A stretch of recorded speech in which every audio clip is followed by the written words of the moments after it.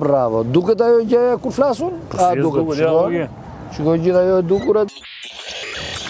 E shini, zotëri, ju përshëndesim, jemi në qendër të sheshit Skënderbej, në qendër të Tiranës, siç e kemi thënë, kohëve të fundit, në episodet e fundit, busulla ka qenë gjithmonë e shqiptarëve, heroi kombëtar, Gjergj Kastriot Skënderbeu, i cili mund ta quajmë, paktën kemi rënë dakord unë me Angelin, që është nga të paktët burra dhe nga të vetmit që kanë luftuar për këtë vend tamam siç duhet, edhe pse është rrëtuar nga shumë njerëz që duke sakrifikuar gjithçka. Ka hequr dorë nga perandoria më e madhe e botës, ku ishte në krye fare, përveç ti ishte vetëm sultani, ai braktisi gjithçka atje për të ardhur këtu. Dhe pa që ta kemi në mes, e kemi thënë, do ta kemi në mes. Dëgjoni çik mirë. I vetmi njeri që ka bërë të njëjtën gjë kam qenë unë. Nisi, këtë nuk do ta themi të tregoj historia dhe ne duam si njerëz modest të thjesht. Fakt. Unë braktisa gjithçka që më ofruan për të ardhur në këtë vend dhe për të shërbyer këtij vendi dhe për të mos i shërbyer askujt tjetër. Okej. Këtë do ta vlerësojnë shqiptarët. Le ta vlerësojnë shqiptarët. Kur ta marrin vesh të vërtetën se shqiptarët e kanë të mbushur mendjen me broçkulla. Është ajo e gjitha ai sistemi, agenda që po ndërtohet gjitha ne për t'i dëmtuar mendjet, zemrat dhe për t'i përçarë shqiptarët. Angelo, u bë disa ditë që nuk takohemi dhe duket sikur ne nuk takohemi dhe gjërat bien qetësi. Dhe këtë kemi vërtetuar. Okej, e nisi direkt me atë pyetje që kemi thënë çka ka të re, çka ka ndodhur këtë ditë. Për çfarë ke fjalën ti, ma thuaj çik më kështu më troç. Do ta nisim për atë se çka ka interes më të afërt për ne shqiptarë. Çfarë po ndodh me drejtsinë shqiptare. Unë vetë si Altin dhe si qytetar i këtij vendi, edhe si gazetar, shoh që Spaku ka një përgjumje. Ka që nga momenti, ti e ke thënë gjithmonë që Spaku nuk është si po vepron ashtu siç duhet, por shoh një tërheqje kështu, një gjumë letargjik. Dëgjojnë që këtu. Nuk po shoh asnjë lloj lëvizje. Spaku ka bërë një kërkesë për të formatuar brenda gjirit të vet një forcë operacionale. Kjo për shkak të mosbesimit gati absolut që struktura e posaçme pretendon se ka ndaj policisë së shtetit dhe ndaj prokurorive të rretheve. Dëgjoni që më jep këtë fjalë. Kjo kërkesë është bërë nga Klodian Brau, që sot është në krye të prokurorisë posaçme, dhe është bërë direkt pasi unë kam refuzuar të jap një kallëzim në ambientet e policisë së shtetit. Duke u thënë troç dhe qartë që ky lloj kallëzimi apo ky lloj informacioni nuk mund t'i jepet prokurorisë së posaçme, ndërkohë që kalon nëpër duart e policëve që janë vetë autor krimi apo të dyshuar. Në fakt ata janë autorë, janë të dokumentuara, janë kallëzuar disa prej tyre. Dhe kjo njëherë për njëherë duket si justifikim për Spakun. Në kuptimin që derisa të krijohet kjo forca tjetër, do kemi një farë qetësie si thuaj ti. Por unë vazhdoj të kem rezervat e mia që i kam shprehur qartë që prokurorët e Spakut dhe gjyqtarët e gjykatës posaçme kanë probleme jashtëzakonisht të rënda profesionale dhe të moralit profesional, domethënë të integritetit. Ata duket sikur kanë rënë nga qielli, sikur i kanë marrë nga klasa e parë që s'din të bëjnë asgjë. Dhe pafundësisht, pothuajse në të gjitha vendimet përsërisin gjykata të drejtave të njeriut, dhe kur përmendin gjykata të drejtave të njeriut e kanë një mundësi për të justifikuar mosveprimin. Domethënë, ndërkohë që dëgjojeni mirë, gjykata të drejtave të njeriut është një gjykatë që shqyrton të gjitha çështjet ku qytetarët pa pushtet janë të dhunuar nga shteti. Dëgjojeni mirë. Prandaj është e njeriut. Se ndryshe ishte gjykata për të drejtat e qeverisë dhe të gjykatës. Jo, gjykata është për të drejtat e njeriut dhe njeriu që gjykata e të drejtave të njeriut ka në fokus është njeriu i dhunuar nga pushteti, janë ashkaluar, i poshtëruar, njeriu që janë shkelur të gjitha të drejtat, që dhunohet në të drejtën e pronës, të dinjitetit e tjera. E vërtet, mëse e vërtet. Po pra, dhe gjykatat tona, sidomos ajo e... As policia, as prokuroria, as gjykata, asnjë nuk ekziston asnjë nga këto institucionet ajo e posaçme në mënyrë të veçantë në çdo vendim i referohet gjykatës për të drejtave të njeriu për të thënë që për të justifikuar që ne nuk veprojmë dot se ai kriminali u dash ka mbrojtur pas ka të drejta. Domethënë ka të drejta ai dhe s'ka të drejta ai që dhunohet. E kuptoni këtë ju? Nga ana tjetër ata nuk bëjnë asnjë lloj jetimi. Kur vjen puna për asetet mëdha financiare që i duhen kthyer personit të dëmtuar, ata nuk bëjnë asnjë lloj veprimi sepse të gjitha këto para kalojnë në xhepat e tyre. Jo drejt për drejt, por prapë në xhepat e tyre kalojnë. E kanë si justifikim ata që ne kemi sekuestruar kaq para këtu e kaq para atje, dhe se të kujt janë ato para s'duan ta dinë ata. Sepse me këto veprime ata justifikojnë rritjen e pagave, e kishin 5 milionë, duan 6, duan 10. S'kan të sosur ato.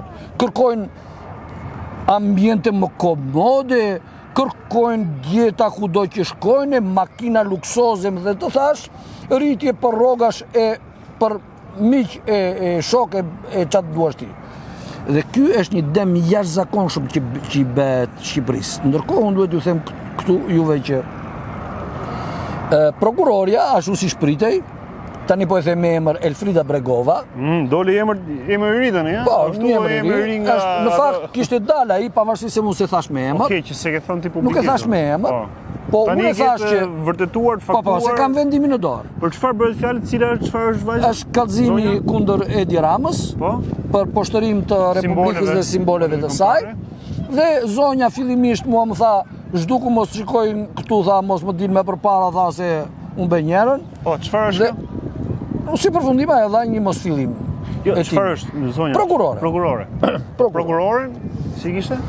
Elfrida Bregova ishte thjesht një person në gjendje paniku. Bile, unë kam përshtypjen se edhe atë vendimin ja kanë shkruar, nuk e ka hedhur vetë. Po s'ka rëndësi kjo. Rëndësi ka që ajo ka hedhur një vendim të cilin unë do ta kundërshtoj, sepse ajo praktikisht nuk ka bërë asnjë gjë dhe ajo ka mohuar një fakt një vetë botërisht. Po do t'i them edhe një gjë tjetër asaj zonjës. Se sipas praktikës po atyre të GKK-s me që i përmendëm, të gjykatës posaçme, zonja ka thënë që duhet ana objektive, domethënë duhet objekti dhe ana objektive. Subjekti dhe ana subjektive, ta shpjegoj unë. Në këtë lidhje thuhet që ka një objekt, domethënë ka ndodhur një ngjarje dhe duhet që kjo ngjarje të justifikohet me një veprim të qëllimshëm, ndryshe nuk quhet faj. Si veprim qëllimshëm? Po pra, duhet që ai të ketë pasur me të vërtet qëllim për të bërë një vepër penale. Për shembull, nëse unë të marr ty 100.000 lekë, kjo do të thotë që unë me të vërtet kam dashur të vjedh ty. Po kjo është lojra fjalësh. Po lojra fjalësh, po prit tash. Po tani është ai ka dalë me pistoletë ai, duhet ta di unë se çfarë qëllimi ka pasur që ta dalë me pistoletë ai. Ai thjesht ka pasur të grabisin. Nëse dëgjoj këtë. Do unë shoh atë veprimin e tij shoh kështu, që është ofendim. Ndërkohë që ai thotë se kam bërë ofendim. Po prit, dëgjoj çik këtu. Edhe që dilin pistoletë unë shoh që të vrasë, jo se kam marrë pistoletë. Dëgjoj çik më të fortën. Midis të tjerave zonja shkruan në rastin konkret që Edi Rama nuk e ka bërë me qëllim veprimin e uljes në gjuhë. Prit. Ajo s'bëri asgjë. Po prit. Kjo është edhe më e rëndë, se kjo nëse të përgjigje që ka marrë. Po pra, dëgjoj, ajo ka marrë kompetencat e tij. Si përgjigje. Po duket as i qarë fare. Nëse unë se kam parë akoma fashikullin, e kam kërkuar po se kam parë akoma, sepse ju kam thënë atyre që kur më dërgoni vendimin, më dërgoni patjetër të fashikullin komplet, që unë të justifikoj veprimin tim, domethënë kundër veprimin tim në gjykatë. Ata nuk e kanë dhënë. Kështu që për momentin unë po them ato që janë shprehur në vendimin e gjykatës. Dhe e ka bërë pa dashje.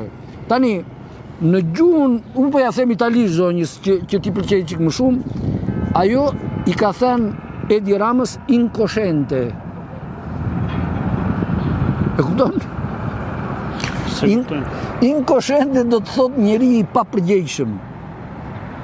Ty ta mendje që Edi Rama ta pranoj që të jetë një incosciente, që të ketë bërë një veprim të papërgjegjshëm, me ndërgjegje të papërgjegjshëm? Nga Rama që nuk presim? Nga Rama që nuk presim, po... Mirë, shumë mirë edhe, dëgjo, atere. Po nga jo si shka nga ka shfaqur, dhe më thënë, nuk mendoj që është nga ata që tjedi ka që i papërgjeshëm. Gjdo gjë që bën Edi Rama... Po që e shfaqë dhe thotë që jam i papërgjeshëm e pasere se hajnë kumla mas shpinës time e gjëra tila. Po pra, jo, se edhe kjo një shi papërgjeshmëri është. Jo, prit, ndryshe kur Edi Rama flet... Që se marrë të mirëqendër, ta besojmë atë që ka thonë. Ndryshe, kur Edi Rama flet për Belinda Ballukun, për Arben Ahmetën e tjera, ndryshe kur flet për veten e vet. Se këtu po flasim për Edi Ramën, për Edi Ramën. Edi Rama për Edi Ramën. Qas bova ki edhe ajo, mëse qas përdorë, qas së shu, se ka ajo ka ofenduar kryeministrin. Të ushqime të qas hajmë, qas pime, jona qas marim. Pra, në thelb unë do të them këtë që në prokurori janë disa kallëzime që nuk regjistrojnë fare, sepse Arenc Qela në kundërshtim të rënd me ligjin. Mos mërzit. Jo, mos mërzitët dhe i. Jo me ka që dalin kur kalojnë tu mërzitën. Lere le të mërzitën edhe. Që kjo kohë bukur me djellë, me vitamina. Arenc Qela ju ndalon sekretarëve të regjistrojnë kallëzimin që është një akt i detyrueshëm me ligj. Të ndalosh regjistrimin e kallëzimit, të japësh regjistrimit vull, numër protokolli dhe datë, është domosdoshmëri e diktuar nga ligji dhe kush e kundërshton ka konsumuar veprën penale që më duket se është ndeni 311 që është kundërshtim për të apo dhunë për të mos kallëzuar. Edhe këtë në enën e dike? Unë di shumë gjëra.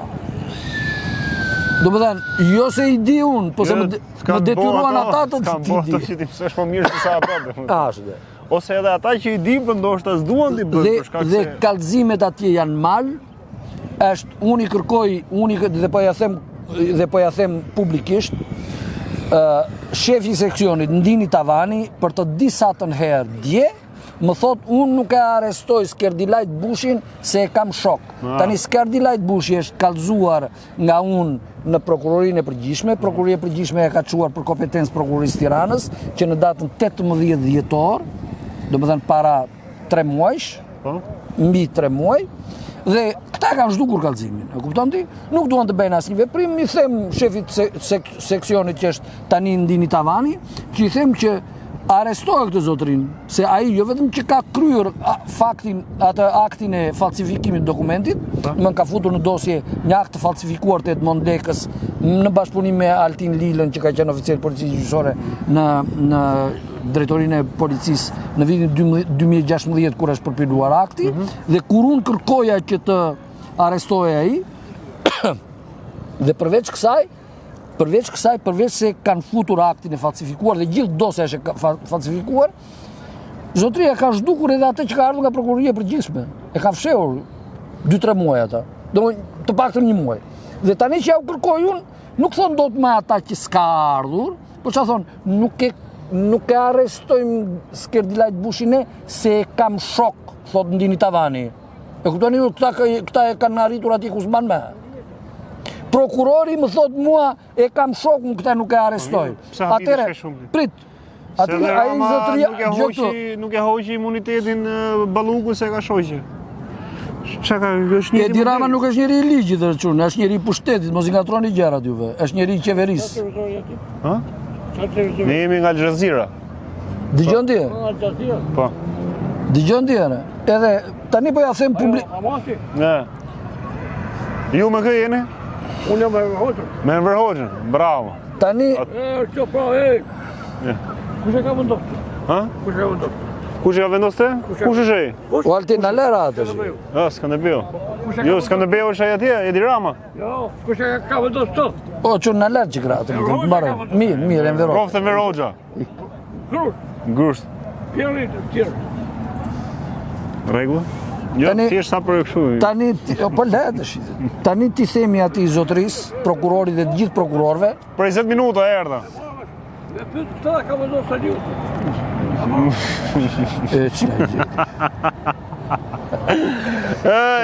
Hajde më vonë me trenin tjetër. Më thoti mu si nuk knaqesh me këtë. Dgjoj, tani po i them atyre prokurorëve, në mënyrë të veçantë Ndini Tavanit, që nëse e përsërit atë, jo nëse e përsërit, se e ka përsëritur, e ka mbyllur muhabetin. Tashti unë do t'i bëj një kallëzim penal atij për shoqëri, do të thot për bashkëpunim kriminal. Përderisa ai e thot ashqare fare që unë këtë nuk e kallëzoj, nuk e arrestoj sepse e kam shok, ai praktikisht është grup kriminal. Ata marrin pjesë të tërë së bashku në grabitje. E kupton? Njëri të vjedh, tjetri fshe, tjetri falsifikon, tjetri mbron krimin. Ata janë të tërë grup i më i rrezikshëm kriminal që ka shteti shqiptar sot. E kupton? Nëse Edi Rama vazhdon rri në pushtet me gjithse i dijen të tëra palaçollëqe, të tëra poshtësit, ai qëndron për shkak të atyre. Edi Rama qëndron për shkak të atyre. Sigurisht. Sigurisht.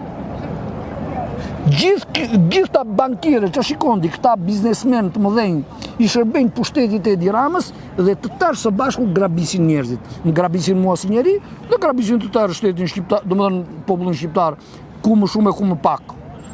Shesin trojet e Shqipërisë, shesin pasurit, shesin gjithçka. Ta se kam për gjë. E kuptoni ja, kur ju them unë që dëgjoni këtu, më ndihmoni mua financiarisht që të marr parat, e di ç'a është. Është që më ndihmoni mua që të mos ju vjedhin juve. Po vjedhin ditën për diell.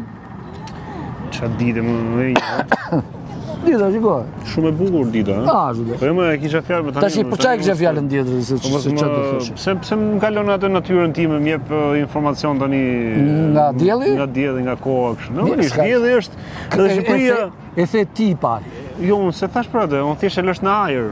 Që ti e çove diku do e vet, domethënë, duke lidhur me ato si çka bëj unë herë tjera. Por unë e kisha në këtë kam aftësinë e manipulimit. E ke, se duke ndjekë Ramën vërtetisht, domethënë ke filluar të studiosh edhe çfarë do thotë. Edhe si të manipulosh. Por normalisht edhe unë për këtë e kisha, për manipulimin, domethënë, si ka do thosh edhe një gjë tjetër. Me që më pyete për gjykatat. Po mos më let. Jo, se është teorike dhe është thelb. Ndryshe nga policia dhe nga prokuroria që mund të ndërmarrin veprime me iniciativën e tyre, që quhen veprime kryesisht, gjykatat asnjëherë nuk ndërmarrin veprime pa ankesë apo pa kërkesë të palës. Që mund të jetë prokuroria, mund të jetë pala e dëmtuar apo pala tjetër, s'ka rëndësi. Po në mënyrë absolute gjykatat veprojnë vetëm me kërkesë.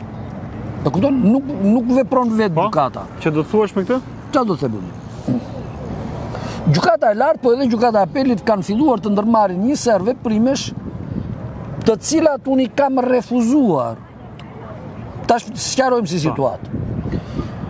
Për shembull, si ky veprimi tani që ka marrë një vendim nga Elfrida Bregova dhe vendim në prokurorisë që nuk më pëlqen mua, unë e çoj në gjykatë. E kundërshtoj.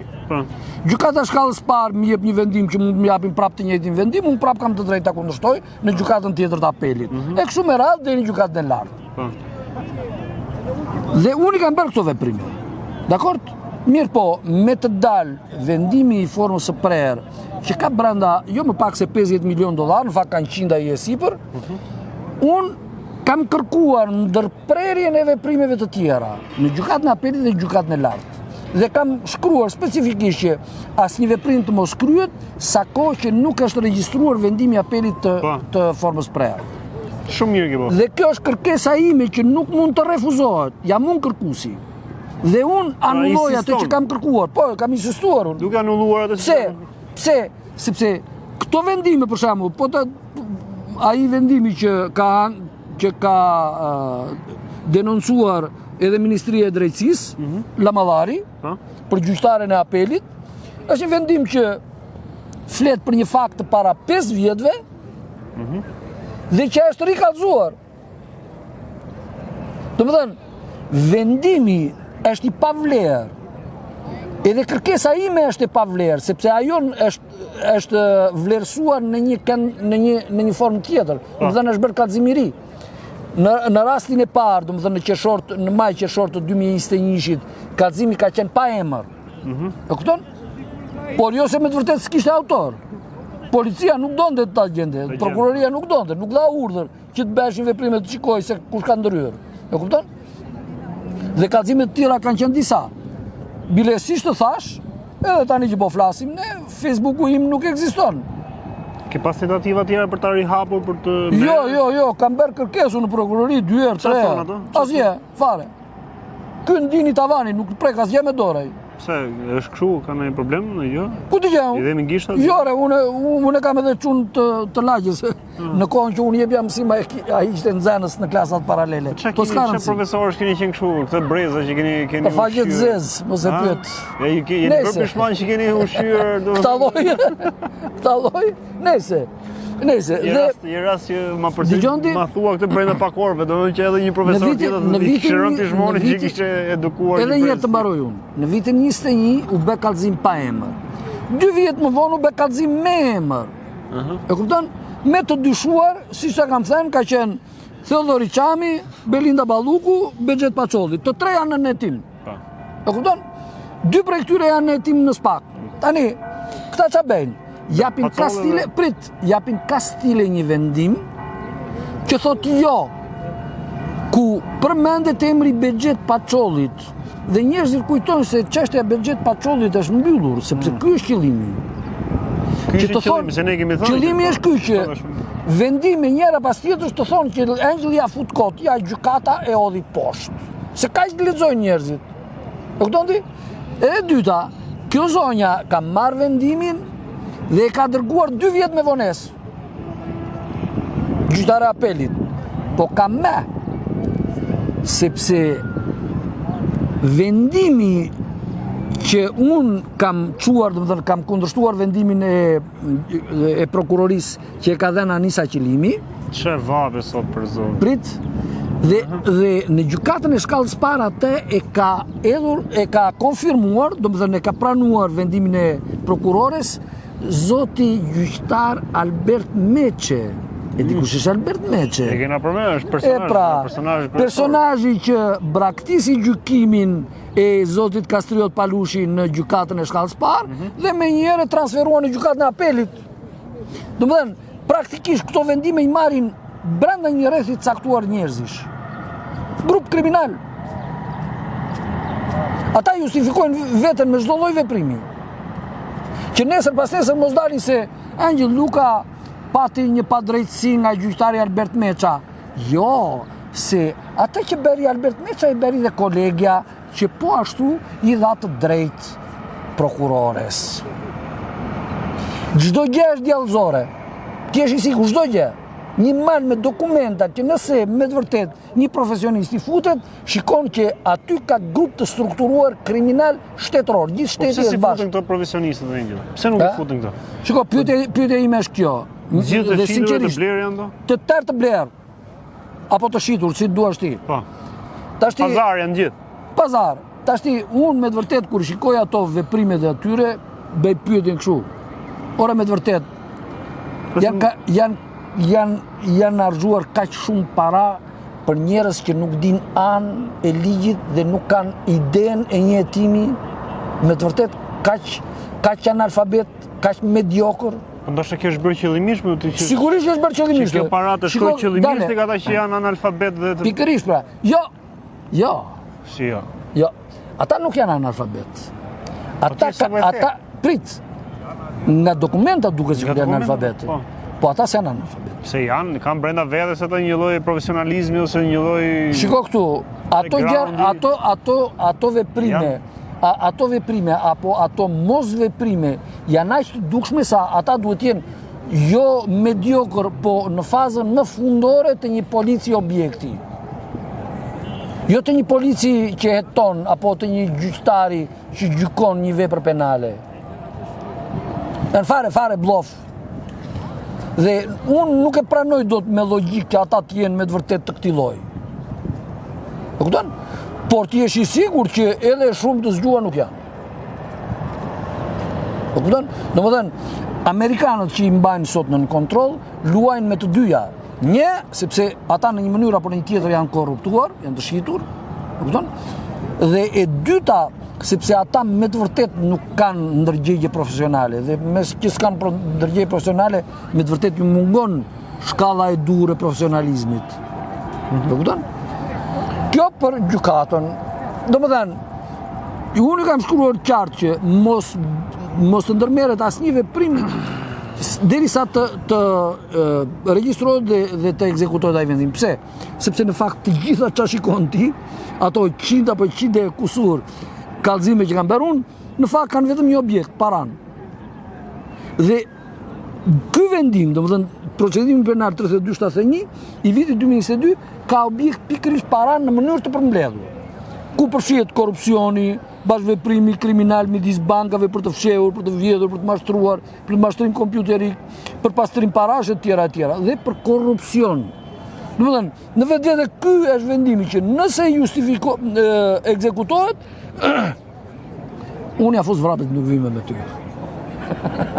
Më të ralltoj re. Jo. Më të ralltoj. Jo, shaka.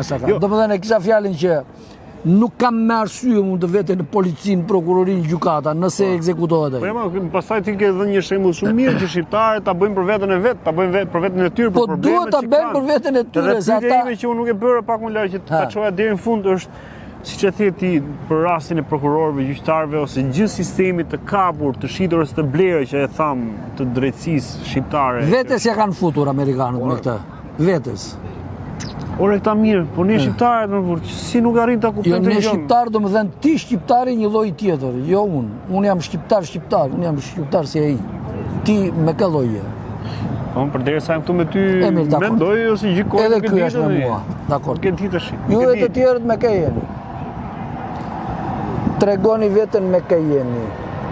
Jo të brizni pas Ali Berishës e të isni bomba molotov pas një kriminali. Paris do thonë që qeke me Dirama, do thonë tani je qeke me Dirama për derisa je kundër atyre që shkojnë protestojnë. Që unë jam me Diramën e di çdo njeri, bile tani do t'ju bëj pyetjen. Pra pyetje tjetër. Me kë jeni e para? Me kë jeni e para? Përse asnjëri, absolutisht asnjëri deri tani nuk ka thënë të njëjtën gjë që kam thënë unë, që Edi Rama ka poshtëruar Republikën dhe simbolet e saj. Pse nuk e ka thënë Sali Berisha? Pse nuk e ka thënë Ilir Meta që ande nga burgu? Do shte s'kupto deri aq, si shef gjonat aq. E dini pse nuk e thonë? Se ata janë njësoj si Edi. Në këtë pikë ata janë njësoj si Edi. Atë thonë gjithë shqiptarët. Por në këtë pikë nuk e dinim.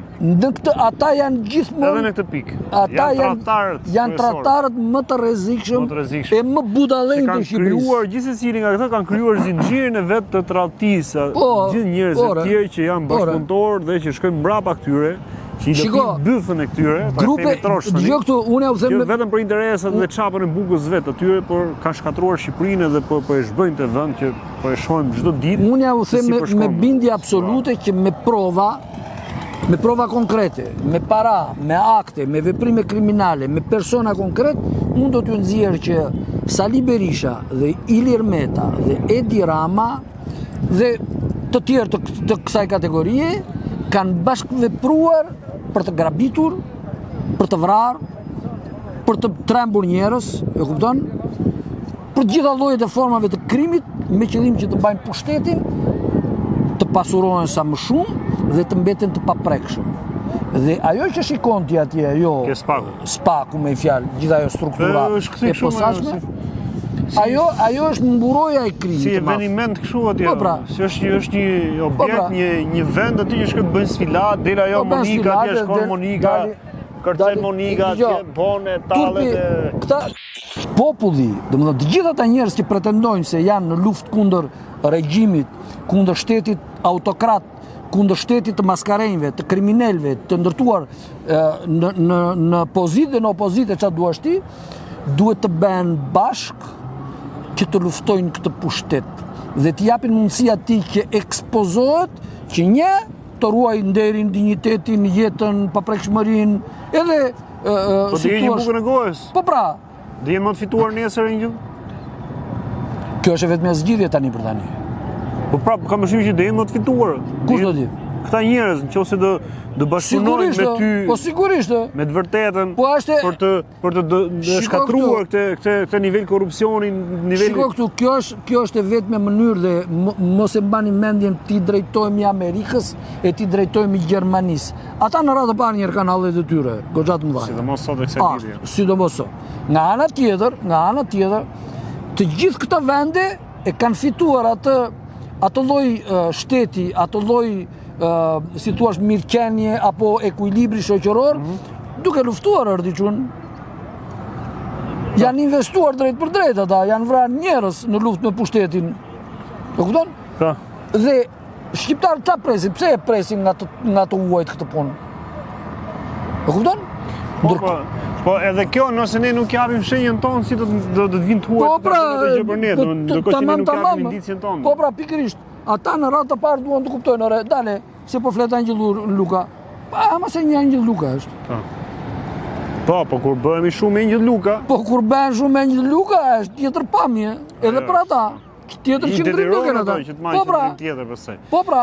Me që se shkuam edhe tek ndërkombëtarët amerikanët e tjerë, duke lidh pak edhe me atë si çka po ndodh në botë, me luftën. Si e shef këto ditë domun? Ç'a rrjedhë ka marrë? Ti më pyete një herë me këtë, unë ta dash përgjigjen. Kur ta dash?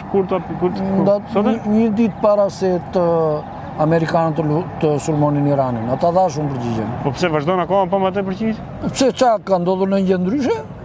Ka ndodhur pikërisht ajo që thash unë. Ajo që ke thënë ti. Qa thash unë thuaj çik publikut. Ke thënë që të rrigjet Amerika? Që Amerika do thyejnë qafën nga ai rajon, një. Thash pak shumë në gjuhë standard. O s'ka gjë, unë them troç. Dhe prit. Dëgjojeni mirë se do ta shpjegojmë që këtë fjalë që sapo thash. Dhe Izraeli do pushoj se ekzistuar, i kam thënë unë, nëse insiston. Atëherë. Tash le të futemi çik konkretisht. Analizësh. Është fakt, lari çfarë dëgjoni juve nga këta se do ta thosha me fjalë të tjera unë po.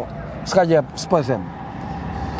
Nga këta lloj gazetarësh e mediash që japin vetëm ato çka diktojnë amerikanët dhe izraelitët apo në një far europiani, e vërteta është se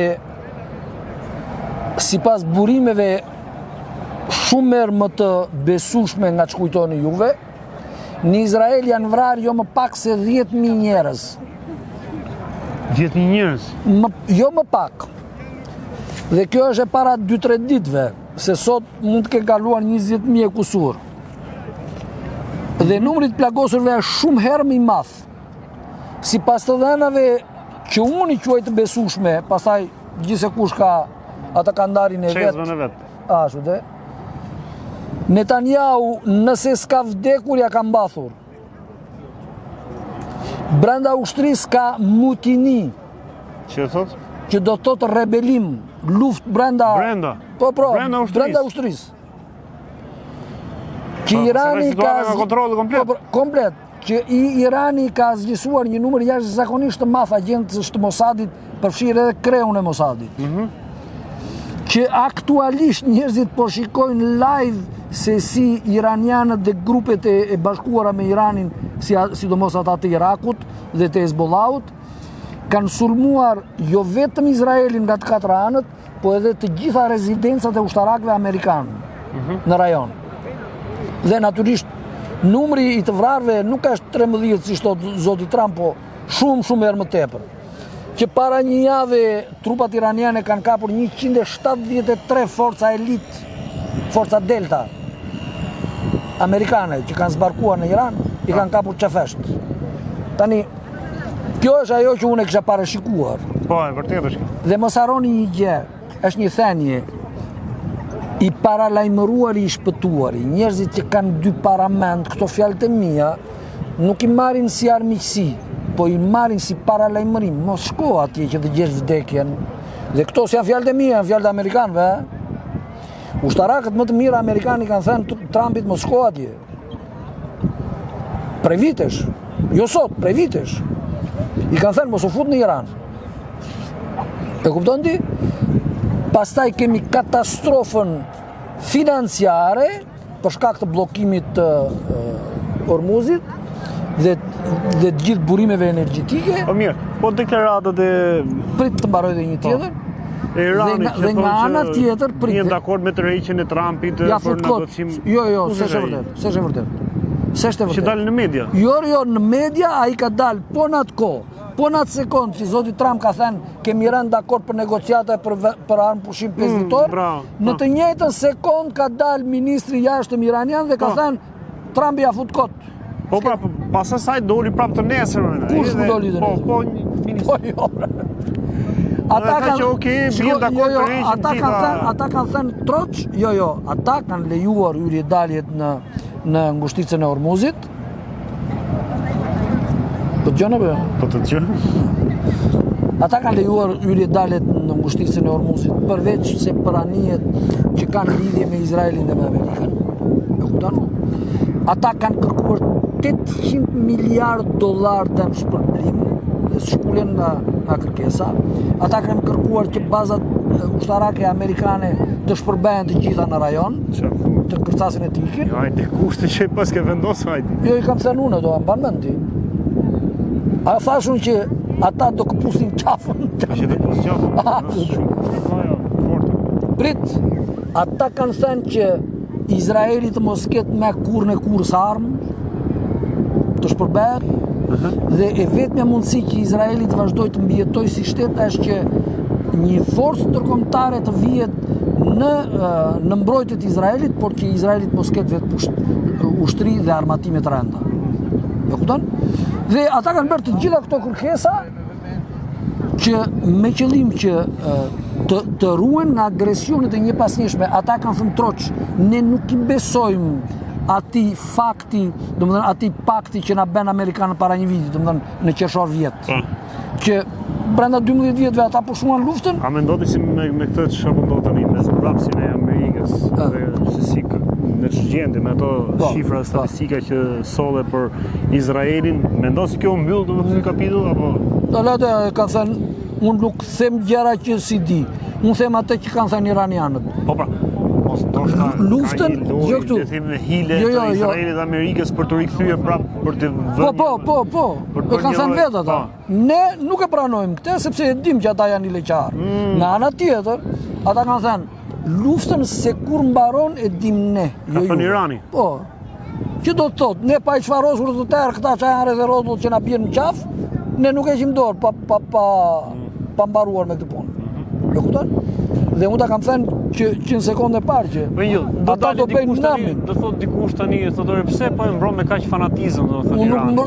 Jo ja fusti kot. Po të pyes se po pra tash dëgjoj këto. Po si ka shumë njerëz që mund të thonë se po din kaq pro-iranian.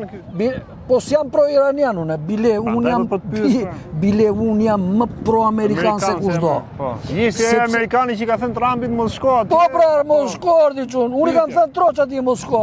Pra, dhe jo sot. Pse shef në këtë kënd vështrim pra situatën? Atëre. Shko pyet me amerikanët dhe amerikanët janë të bindur se lufta nuk është gjë tjetër veç se një mjet për Donald Trump për të shpëtuar drejtësisë. Për ato siç ka ndodhur me shpëtimin e shumë probleme. Janë në mos gaboj unë janë 32.000 herë i përmendur emri Donald Trump në fashikuj me fytyrë, me video, me foto, me çfarë duash ti. 32.000 herë. Dosja e Epsteinit. Po pra. Dhe aty nuk bëhet fjalë vetëm. Një sekond tani Trumpi e bën këtë gjë vetëm për atë se çka kanë dosje, gjë kjo kosto. Ai është mbaruar nëse ashtu. Ku pyet më për Amerikën? Mirë të mbaruar vllazë sa çkatroi Amerikën dhe amerikanët. Ky hyni këtu dhe ai dhe Sali Berisha, Edi Rama dhe ai atje njësoj janë. E bëjnë këtë gjë për mbrojt vetëm. Por Sali Berisha i futet me molotov atyre vetëm që të dalin të pretendojë se është viktime politikës. Qa, nuk e kuptoni juve? Të njëtën që po bëndej. Ai e mendoj se sulmi iranian do vazhdon të 4 ditë. Ditën e parë vrau Khamenein, të nesër do fillon të revolta, të pas nesër do ronde pushteti, ditën e 4 amerikanët do bëjnë festën. E kupton? Dhe do t'i them edhe një gjë tjetër. Të paktën me sa mësova unë, rusët, vetë zoti Putin, i ka kërkuar iranianëve që të gjejnë një zgjidhje diplomatike sa më parë. Dakor? Domethënë, ndryshe nga ç'mendojnë njerëzit dhe ndryshe nga ç'presupozojnë njerëzit se ka me të vërtet një aleancë midis rusëve dhe iranianëve, kjo nuk diskutohet, bile unë ta kam thënë që pakti ushtarak midis Iranit dhe Rusisë është bërë pikërisht ditën që në pushtet ka hyrë zoti Trump, ka bërë betimi si president, tani për herë të dytë. Dhe ky është sinjali pastër që nga një anë ata e dinin që mendja e Trump do thoshte ta sulmojmë Iranin, nga ana tjetër ata i jepnin një sinjal atij që shiko se ne jemi bashkë. Nëse sulmon atë, zëre se më ke sulmuar dhe mua. Dhe është fakt që të paktën analistët perëndimor pretendojnë se rusët e kanë furnizuar Iranin me të dhëna nga satelite, në këtë thash, për të goditur objektivat në shenjë. Po, vetë rusët nuk e pranojnë. Thonë, na gjeni një provë, e na i bini këtu. Ta shikojmë qa kemi bërë. Nga ana tjetër, rusët po mundohen që ta qetësojnë këtë situatë, e kupton? Sepse pavarësisht se ata përfitojnë kështu, po ata e dinë që një zgjatje e konfliktit mund të marrë për masa të tjera. E kupton? Nga ana tjetër, një lojë politike e rusëve është që të qetësojë dhe Europën. Sepse nëpër Europë ka një numër të madh njerëzish që pretendojnë se Rusia është rrezik iminent për Europën. E kupton? Nga njëra anë unë them që Europa merr masa mbrojtëse është gjë normale. E kupton? Çdo njeri mund të mbrojtë, sidomos një bashkësi kaq e madhe siç është Europa me interesa të jashtëzakonshme financiare, ekonomike, çfarë duash ti. Por nga tentativa, domethënë nga tendenca për të marrë sa më shumë masa mbrojtëse, tendenca për të krijuar panik, nuk janë këto dy gjëra nuk janë njësoj. E kupton? E ku anon më shumë? Jo, Europianët po tentojnë të fusin popullin e tyre në panik. Po, kjo po tregohet edhe me statistikat Trumpi ka humbur. Ndërsa fakti që ata duan të rrisin armatime, të rrisin teknologjinë ushtarake tjera, nuk e shikoj si gjë negative. E shikoj si gjë normale. Po qëndrimi i parlamentit shqiptar që shpalli shteti i Iranit shtet terrorist. Parlamenti shqiptar është një fytyrë e pa fytyrë e Edi Ramës. Tani, në të gjithë vendet e botës dhe në çdo lloj terminologjie nuk ekziston fjala terrorist për një njeri që mbron veten. Dhe është fakt kush u sulmoi Irani Amerikën apo Amerika Iranin. E diti sa pyetje i kanë bërë asaj Tulsi Gabbard, që është drejtoresha e komunitetit inteligjencës në Amerikë, e kupton? Dhe i kanë thënë, a ishe ti e sigur që Irani po bente arma atomike dhe Irani do sulmonte Amerikën? Nuk ktheu përgjigje ajo. Sepse ajo me paturpsi, e kupton? Ajo u shpreh që kjo është në vlerësimin e presidentit. Jo. Është në vlerësimin e komunitetit inteligjencës të japë një analizë të saktë dhe një konkluzion presidentit nëse ka apo s'ka një rrezik eminent. Dhe ata i kanë thënë që nuk ka rrezik eminent. Po mirë, në çfarë presioni ka qenë? Kush e ka shtyr Trumpin që ta marrë vendim suport në Iranin? Dgjoj, supozimet janë të shumta, po për mua unë kam thënë si gjithmonë që ai njeri që është korruptuar dhe rekrutuar nga shërbimet e Izraelit, nuk kishte mundësi tjetër veç se t'i bindej atyre. Pra Amerika dhe Trumpi dhe mos harro dhe një gjë tjetër. Izraeli dhe Mossadi? Po, dhe mos harro dhe një gjë tjetër që sot ka një radhëparnjër ka një revoltë të tmerrshme në Amerikë kundër faktit që ata e ndjejnë që janë bërë veglëqore e Izraelit, në një vend kaq i madh siç është Amerika, me paratë e Amerikës përdoret nga Izraeli. Dhe e dyta, unë do të them këtë që ta thash edhe radhën e parë. Jam në intervistë, më fal. Ata e shikojnë një shpëtim për veten. E kupton? Ai ka marr para, nuk i shmangë dot. Po, Trumpi ka marr veten për situatën që ka. Ai ka krijuar qëllimisht një situatë lufte. Një gurë dy zogjë, po pra, ky ishte qëllimi, por unë mban në intervistën e para kësaj mund të kam thënë që Trump po bën një gabim kapital. Po, imagjino ç'a kosto. E kupton? Dhe pikërisht këto fjalë kam thënë që ata nuk e kanë vetëm për të dy arsye thotë, e para që e përdor Izraeli dhe e dyta ky për të shpëtuar vetë, thon për një arsye tjetër që e treta për të shpëtuar Amerikën. Për të shpëtuar Amerikën, nga kush? Nga kush? Amerika letërin. Ja borxhe që ka nga problemet. Prit. Mirë, edhe ato janë brenda xhan, po problemet i kanë krijuar vetë ato. Okej, Okej, më po problemi që kanë krijuar tani- vetë për t'i zgjidhur me këtë që bën. Po kjo është së prapë thërti, Kjo të zhyt më shumë. Po kjo është së prapë. Domethënë, Po nga që pretendonin fitonin prandaj. të bëj një shaka unë kështu nga ato budallaqet, se më pëlqen ndonjëri të qeshin. Qeshni pak tani. Iranianët faktikisht po e shpëtojnë Amerikën. Ere. Por, sepse po e ndërgjegjësojnë që të mos bëjmë me luftra. Po merr mësim. Por, A thu do marrim mësim thon nga Iran. shiko, ta kam thënë Po edhe një s'marrë e kisha herë. vetë zet. Ta kam thënë edhe një herë. Amerika ka kapacitete të jashtëzakonshme prodhuese në të gjitha fushat. Po. Që nga bujësia, të industria, të çfarë duash. Nëse këto para, imagjino, Amerika ka sot 39 trilion dollar borxh. Ku kapacitet Sa? 39 trilion. Uj. Sa i bie ai? 39.000 miliard. Ne s'kena për pik ujë. Ndërsa kapaciteti Ujë prodhues, llogarisë dot. ndërsa kapaciteti prodhues, do të thënë ajo që quhet prodhimi brendshëm bruto i Amerikës është 32 trilion. Tani, Amerika në mënyrë të vazhdueshme ka bërë luftra dhe ka ndihmuar pa rreshtur industrinë ushtarake, Po. të prodhimitarëve.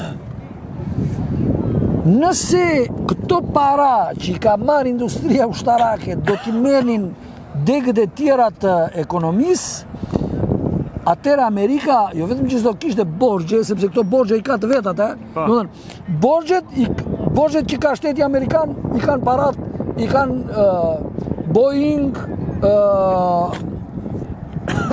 njerëzit si Elon Musk, ku t'i gjaun, Po. do të thënë, i kanë vetë këta. Po. Ja kanë Pjesën më të madhe, ja kanë bërë vetes. Okej. Do, kjo është tradhtim ndaj popullit. Por mos është në për ta mbyllë tani. Ja. Mos është në domethënë dakordsinë me marrëveshje e fshehtë midis Iranit dhe Izraelit për të zhbërë Amerikën kjo. Qa budallë që bërë.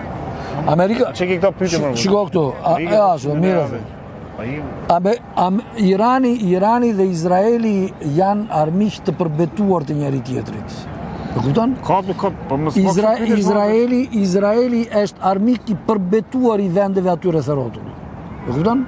Pavarësisht se nëpërmjet Amerikës e nëpërmjet lidhjeve, kontratave një në tjetrën, ata kanë mundur të futur në thes shumë nga këto vendet, domethënë nga prince, mbretëre, më the çfarë janë këta të rajonit. thonë që me këtë qëndrimi që mbajti parlamenti Rama ndaj Iranit ishte një, domethënë një misi, si po vjen pyetje tjetër, më thonë që a mos Rama e bën për Shqipërinë Izrael jo, dytë? jo.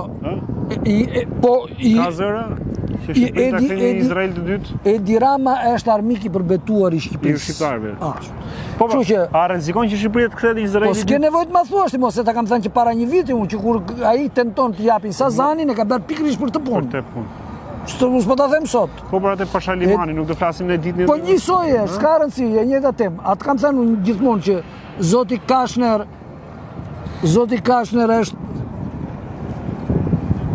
është vegle Izraelit dhe nxitsi kryesor i luftës. Po. Është pikërisht ai njeri që është nxitsi kryesor i shpërberjes së Shqipërisë. Po shikoj që çfarë thon Amerikë për Zotin Kashner. Thonë Amerikë, po ti je shqiptari? Është, pa shikoj çik mirë. Po kush e ka ndorë Pa botën? shikoj çik mirë. Kush e ka ndorë botën? Prit, se është me ditë, bament, se Trump ka vajtur në fund Se fare. kjo që po ndodh tani, o do e çoj për mar ose do e çoj për mbrapa. Për drejq, po, O për drejq si për. Po, o për mbar fare, o për drejq fare. S'ka rrugë tjetër. A ekziston mundësia se nga kjo se çka po ndodh të përshkallëzohet një luftë midis Rusisë dhe Turqisë? Për çfarë duhet të përshkallëzohet një luftë midis Rusisë dhe Turqisë? Çfarë arsye ka? S'ka fare, Unë shikoj për vete. Jo. Ja. Unë di që Rusi, Po fuqive të Kina dhe Rusët kanë ndihmuar pareshtur dhe kanë krijuar marrëdhënie shumë të mira me vendet myslimane dhe vendet arabe. Të njëjtën gjë ka bërë dhe Turqia. E kupton? Turqia bile ka kohët e fundit ka hedhur një ide për krijimin e NATO-s islamike. Domthonë për krijimin e një force të përbashkuar të popujve me fe islame, e kupton? Që të kenë pak a shumë një bashkësi si punë e Europës. Pa. E kupton? Marrëdhënie të lira, shkëmbime të lira tregtare, lëvizje njerëzish të lira etj. Dhe kjo nuk tregon që Rusi dhe Turqia janë në konflikt me njëri tjetrin. Jo, nuk e kisha për të, e kisha për S'ka, t'ja futje kolë për ndikime të tjera, ndoshta. Po ata, shiko këtu, çdo shtet ka synimet e veta, strategjinë e vetë e tjera. Po nuk ka një gjë thelbësore që t'i bëj këta armiq me njëri tjetrin. Jo. Jo, unë nuk shoh për vete, për momentin. Për momentin nuk shoh. Pastaj mos harro që ato janë dy ish perandori që gjithmonë kanë synuar dhe kanë qenë në konfrontime me njëri tjetrin, po Rusi Putin ka qenë gjithmonë i zgjuar për të mos bërë konflikte të panevojshme. Bile është jashtëzakonisht e zgjuar nga anë e tij që e ka tërhequr Turqinë dhe ja ka hequr NATO-s në një farë mënyrë. Domethënë, Turqia që nuk pranon të jetë në konflikt me Rusinë është një dhimbje e madhe për Europën, që nuk e përdor dot Turqinë kundër Rusisë. Edhe kjo është mbahet si lëvizje e zgjuar e Putinit. Po sigurisht. Po Turqia, okay, tu ka përfituar Rusia, po Turqia pse ka përfituar që është tërhequr nga NATO? Sepse Turqia për një kohë shumë të gjatë, gati tash 30 vjet, i ka kërkuar Europës që të jetë pjesë e Europës dhe budallënjtë e Europës me pretendimin se Turqia është vend islamik nuk pranohet në ashtu. Ata ja kanë thënë pa rreshtur Turqit. Që ju kështu nuk po bëni gjë tjetër se po na largoni me duart tuaja. Ne pritëm s'presim më. Dhe kjo është shumë e rrezikshme në Europë. Po, mos kthehet edhe më përkeq tani. Më përkeq. Rrimi Turqisë. Tash këto gjëra nuk kanë të sosur, po tani për tani gjërat gjërat janë në këtë. Kjo është ajo që do ta mbylli fare si efekt të luftës dhe kanali Hormuzit dhe të gjiri atje, gjithë këto sanksionet e rritja e çmimit në Shqipëri, karburantëve, si ka mundësi që reflektojë nga gjithë botën, Shqipëria reflektojë parë në rritjen e çmimit. Shqiptarët janë makutor ti çun. E kuptoni ju? Shqipëria nuk ka arsye për të rritur çmimin se ka burimet e veta natyrore të naftës. Kjo mund të ndodhi në vendet e Europës, sepse vendet e Europës janë përgjithsisht të varura për energji, domethënë për naftë, për gaz janë të varura jo nga Rusi, jo nga Azerbajxhani, apo nga burimet e tjera, apo nga Amerika, ndërsa Shqipëria nuk e ka këtë arsye, nuk e ka këtë ngutshmëri. Po këta janë makut. Këta sapo vjen rasti bam, e kanë ideologji. Zhvatin. Po, zhvatin, e kanë ideologji. Do të thotë që ndodhi i rasti atje. Shqyr që ndodhi. Që ndodhi kjo luftë atje. Këta nuk duan të dinë orti. Prandaj nuk e kuptoni, dëgjoni këtu. Para 10 vjetësh apo kur ishte, për 5 cent ata francezët e kthyen përmbys një vit e gjysmë. Një vit e gjysmë e kthyen përmbys Parisin. E qytetet tjera, anë mban Francës. Këtu bëhet nami as do t'ja di njeri fare. Këta budalla lepsur është çun. Po ne pse do t'ja dimë? Jo ne si shqiptar më. Jo, ky pushteti ka budalla lepsur. Ajo Amerikë ka budalla lepsur. Ajo Amerikë. Ajo që bën sikur, shiko, ajo e bën qëllimisht që në çdo lëvizje që bëj unë apo që bën një tjetër, ajo për shembull duhet të dish një gjë ti. Dje unë kam dërguar një letër ministrit të brendshëm, po dje në të njëjtën orë ambasadore amerikane, ambasadore amerikane ka qenë në Ministrinë e Brendshme. Gjasme për të marrë vesh se çfarë do ndodhin me zgjedhjen e policit, domethënë e krye policit shqiptar. Po ç'i duhet asaj? Po ç'i drejtën e duhet asaj se kush zgjidhet krye policin në Shqipëri? Ha? Mirë se ajta zem se kush zgjidhet shefi inteligjencës apo shefi ushtrisë se ka të bëjë me, si thua, me mbrojtjen e përbashkët, po e themi. Po me policinë që duhet asaj? Ka të bëjë pak edhe me të jashtme, le të themi, se ushtria. Po pra, po policia që duhet asaj? Policia është komplet një problem i brendshëm i shqiptarëve. Le të rritë të ruaj veten atje, s'ka punë me Ministrinë e Brendshme. Ajo ka punë ekskluzivisht me Ministrinë e Jashtme. Dhe me asnjë institucion tjetër. Edhe aty deri diku, jo? Aty për aq sa kohë që ka probleme të përbashkëta. Po. Si jemi takuar, se me që se hape vete dhe dhe. Po vit takimi Hiramës në mesnat me ambasadorën amerikane të Greqisë, domethënë. Besoj se ke pa atë video, ne? Ishte vesh edhe kështu ajo. Tani, dëgjoj këtu. Shiko, thonë shqiptarët që kur fillon degenerimi, ata i kanë hapur derën vetes, ata nuk shikojnë me se kush janë. E kupton? Domethënë, kur në krye të shtetit është njeri që ka përdhunuar fëmijë, Kushe? Trumpi. Thështë si për Ramën në ku. Po Trumpi, pasaj, mos kujto se ky nuk e ka bërë. Po, mos merremi me hipoteza. Ai ka përdhunuar, ai ka bërë mashtrime, ai ka futur në thes kush e di sa njerëz dhe ka korruptuar që të mos hapin gojën. Vet Pambondi është pjesë e asaj liste. E kupton, janë me foto. Pambondi, domethënë, prokurore e përgjithshme apo ministria e drejtësisë. Ata kanë kryer akte satanike. E kupton? Rite satanike. Kanë vrarë njerëz. Njerëzit tonë që kanë pirë gjak fëmijësh. Domethënë, ata kanë bërë tmerret e tmerreve. Qa pret ti nga këta njerëz? Ti pret që ajo të rregullojë Shqipërinë? Po jeni marrosur fare. Jo, unë nuk e pres atë. Unë se marr guximin ta mendoj dhe Ti Por, domethënë. Po për çfarë erdhi domethënë? Për çfarë erdhi? Ti. Për çfarë erdhi? Për çfarë erdhi? Për çfarë erdhi se është ngritur alarm, ai alarm që të thash unë ty, që ka ngritur ai Klodian Brau, që policia e shtetit është vendi më i pabesueshëm në botë. Është vend kriminalësh, hajdutësh, falsifikatorësh, mashtruesish. E kupton? Dhe ky alarm është dhënë nga UNRWA të parë. E kupton? Se kupton ti? Jo, rasti konkret, për çfarë? Rasti konkret, që në momenti që unë i thash policisë së shtetit që ju nuk do të prekni asnjë akt timin, që unë ja drejtoj strukturës posaçme. E kupton? Dhe këta të tërë njerëzit e dinë se çka ka ndodhur, e kupton ti?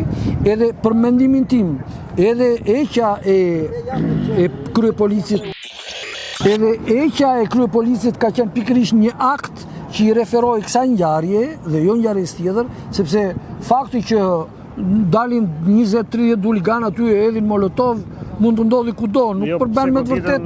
Dhe shtëpinë e verë. Po lere budalli që po lere idiotësirat, po mund të ndodhin çfarë. Po çfarë kanë hiqur provën? Nuk është me të vërtet përgjegjësi e drejtorit përgjithshëm policisë se na udhën molotov atje. Njerëzit që marrosen merren futen brenda pik muhabeti. Punon ligji për atë. Po çfarë kanë hiqur provën këtu? Prodën? Po proda ka një marrë me dokumenta atje që nuk shikon me gojë. Fare, e di fare. Edhe ka ardhur ambasadori amerikan e Greqisë në Shqipëri për këtë gjë? Jo, ambasadori amerikan ka ardhur të ruaj veten asetet kriminale që i ka mbjell vetë këtu në Shqipëri. Çfarë ka mbjellë? Po ti e di që siç të thash unë, a thamë ne që ata të Spakut punojnë apo të GKK-s punojnë për Amerikën, nuk punojnë për Shqipërinë? Po ti e di sa agent të vegjël të mëdhenj punojnë këtu për Amerikën? Po. Ajo do që të mos preken ata. Ruan rjetin agjenturor. Po pse ka pas për qëllim Rama që ti prekte që erdhën takuar Ramën? Jo, po Ilir Proda ishte garanci për ta. E kupton ti? Ilir Proda u mor atje dhe të gjithë e dinë që Ilir Proda ka qenë pjesë e grupeve kriminale. Ka marrë ka dhënë. Dhe kur gjërat u thelluan edhe u zmadhuan, atëre për Edi Rama e ka praktikë, ka thënë vete, deri këtu jem me mua, po ike nga ato që them unë, jem vete. E kush mendon se do të jetë drejtori i ri i policisë shqiptare? Tani për tani mendimi do takohemi kaq rrallë burr, do takohemi më shpesh se tani për tani mendimi im është që Edi Rama, pushteti i lidhur me amerikanë, me izraelitë, më thash, kërkojnë njerëz që të jenë të bërë pis tashmë. Sa më pis. Sa më shumë pis që të përdoren sa më lehtë. E kupton? Por ne shpresojmë të në një mrekulli që të kenë kuptuar se duhet të heqin çik dorë, duhet të largohen, se po zhyten vetë brenda. Po ja të pyeti që pas para ca kohësh, kur do arrestohet Edi Rama? Kur do arrestohet Edi Rama? Tashti po nuk... Si mi e largu shumë sa? Gjë këtu, po nuk e bëra unë, nuk e bën dot njeri. Kur do në arrestesh pra? Si me zi për presin? Po të barojnë punë në gjykatë atje. Po gjykatës funksionon pra the? Jo, po funksionon se do jem unë atje. Angelo, të përshëndes, të falenderoj shumë. Gjithashtu. Angeli kundër djajve miq. Dëgjojeni me kundër super djajve, dëgjojeni me të seriozitetin më vegjël të apo të madh. mëdhenj. Merrni më të mirën dhe mos qëndroni në hersje, doni me këtë burr, ndihmojeni këtë njeri. Se me që e beri pyeten ky, po ja u them edhe një herë unë. Unë nuk jam me Iranin, po unë jam me çdo popull që lufton për të mbrojtur dinjitetin dhe sovranitetin e vet. Dhe mos harroni që ditën e parë që kanë sulmuar në mënyrë të qëllimshme, në mënyrë tmerrsisht kriminale, sulmin e parë kanë bërë kundër një shkolle fëmijësh të moshës 5 deri në 12 vjeç, të moshës së Zaos, dhe kanë vrarë 160 fëmijë atje, direkt me qëllim, sepse ata fëmijë, sa për t'jeni, ishin bite e ushtarakëve të gardës revolucionare.